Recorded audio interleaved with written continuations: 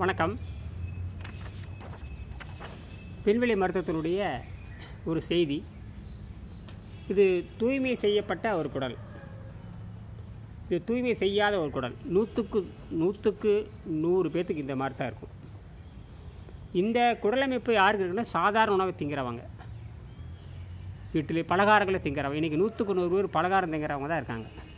அதாவது உணவு விபச்சாரிகள்னு சொல்கிறாங்க இல்லையா, அந்த உணவு விபச்சாரிகளுடைய குடல் இப்படி தான் இருக்கும். அது யாராக இருந்தாலும் சரி, சினிமா நடிகைகளாக இருந்தாலும் சரி, சினிமா நடிகர்களாக இருந்தாலும் சரி, அரசியல்வாதிகள், சாமியார்கள், எல்லாரையும் குடல் இப்படி தான் இருக்கும். நன்கு சுத்தப்படுத்தப்பட்ட குடல் ஒரு மாலை ஒரு சாதாரணமாக அழகாக இருக்கணும், ஒரே பருமனாக இருக்கணும். இதை விண்வெளி மருத்துவம் எடுத்து செய்கிறது. விண்வெளி மருத்துவங்கிறது இந்த வெள்ளைக்கார முண்டங்கள் சொல்லக்கூடிய பன்றி இறைச்சி அடிப்படையாக கொண்டு வாழ்கின்ற அந்த பிரிட்டிஷ் மருத்துவ கொள்கை அல்ல. இது விண்வெளி சக்தியை எடுத்து வாழ்ந்து விண்வெளியில் பரவுவதற்கான கருவிகள், விண்வெளியில் குடியிருப்பதற்கான கருவிகள் கண்டுபிடிக்கப்பட்டிருக்கிறது.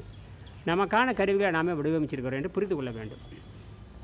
ஆக இந்த பிஃபோர் தி கிளீன்ஸ்ன்னு சொல்லுவாங்க. தூய்மை செய்வதற்கு முன்பாக இருக்கிற பெருங்குடல், சிறுகுடல் எப்படிலாம் இருக்கும் பாருங்கள். இப்படி தான் இருக்கும். இந்த புற்றுநோய் வந்தவன், சக்கரை நோய் வந்தவன், இதய நோய் வந்தவன், கடை நோய் வந்தவன், கல்லீரல் நோய் வந்தவன். இன்றைக்கி அலோபதி மருத்துவங்கள் அத்தனை வைத்த குடல் இப்படி தான் இருக்கும். அலோபதி மருத்துவம் அந்த 3 வேளை சாதாரண உணவு தெரியாமல் பாருங்கள். இயற்கை உணவு, அந்த உணவு, சாதாரண உணவு, எல்லா உணவு திங்கிற இந்த விபச்சாரிகளுக்கு போய் இப்படி தான் இருக்கும் உடம்பு. இது யாருன்னு கேட்டிங்கன்னா, தூய்மை செய்கிறவனுக்கு, ஓய்வு கொடுத்து தூய்மை செய்கிறவனுக்கு மட்டும் உடல் இந்த நிலையில் இருக்கும். பெருங்குடல் அந்த தூய்மை இல்லாத காரணம் தான் எல்லா நோய்க்கு காரணம். இப்படி சொல்லிகிட்டே போகலாம். இந்த விண்வெளி மருத்துவத்தை புரிந்து கொள்ளாமல் இதை செயல்திட்டமாக கொண்டுட்டு வரணும். நம்ம அறிவு என்பது, கல்வி என்பது இந்த மூளையை பாதுகாக்கிற மாதிரி இருக்கணும். மூளைக்கு இயக்கம் தருகின்ற இந்த உடலுக்கு பாதுகாக்கிற மாதிரி இருக்கணும். இந்த மூளையினுடைய பயன்பாடு எல்லையற்றதாக இருக்கிறது. ஆகினாலே அனைவரும் சிந்திக்க வேண்டும். இந்த இந்த இந்த தூய்மையை செய்கிறவங்க தான் நீண்ட நாள் வாழ முடியும். அதற்கு கடுமையான ஓய்வு இருக்கணும். இது செயல் திட்டமாக கொண்டு வந்தால் மட்டும்தான் வெற்றி அடைய முடியும். நீங்கள் எங்கேயோ ஒரு ஊரில் உட்காந்துக்கிட்டு நீங்கள் கேட்டீங்கன்னா அதுக்கெல்லாம் பதில் கிடைக்காது. அது முறையும் கிடையாது.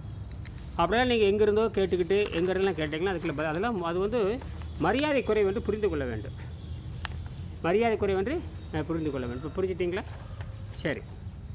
அப்போ உடம்பு எப்படி இயங்குதுன்னு கேட்டிங்கன்னா, அது விண்வெளி சக்தியில் இயங்குது. Human body is a cosmic என்ஜின்னு சொன்னார் அர்னால்ட் எக்ரேட். இதை தான் வெங்கடேஷ் என்கிற விஞ்ஞானி தன்னுடைய 5ஆம் பதிப்பில் கூட சொல்லியிருக்காரு. எல்லா பதிப்பிலும் கிடையாது. 5 பதிப்பு வந்தாச்சு. 25 ஆண்டாக வந்துக்கிட்டு இருக்கு.